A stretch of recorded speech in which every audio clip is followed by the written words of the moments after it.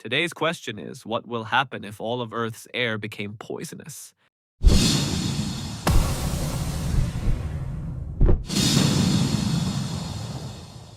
मनुष्य ऑक्सीजन के बिना केवल कुछ ही मिनटों तक जीवित रह सकता है।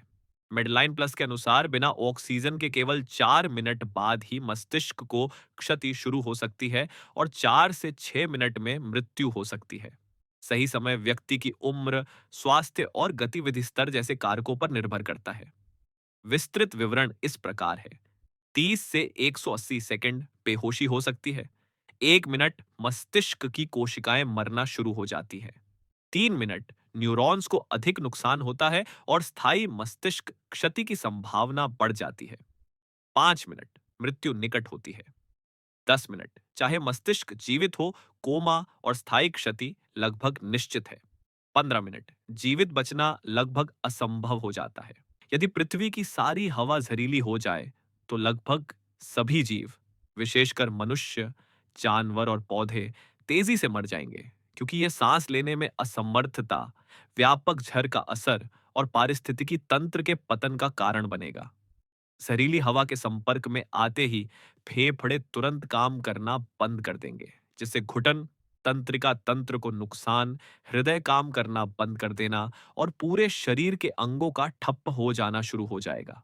पौधे, जो प्रकाश संश्लेषण या विषैले गैसों को सहन नहीं कर पाएंगे, जल्दी मर जाएंगे। इससे वैश्विक खाद्य उत्पादन रुक जाएगा और वायुमंडल के ऑक्सीजन संतुलन में अस्थिरता आ जाएगी। जहरीली गैसें मिट्टी और पानी में जमा होकर भोजन और पानी की आपूर्ति को भी जहरीला बना देंगी, जिससे पूरे पारिस्थितिकी तंत्र का नाश हो जाएगा।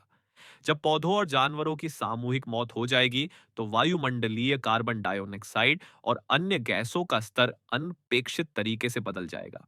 इससे जलवायु अस्थिर हो जाएगी, चरम मौसम घटनाएं बढ़ेंगी और बाढ़ व जंगल की आग जैसी आपदाएं तेज हो जाएंगी।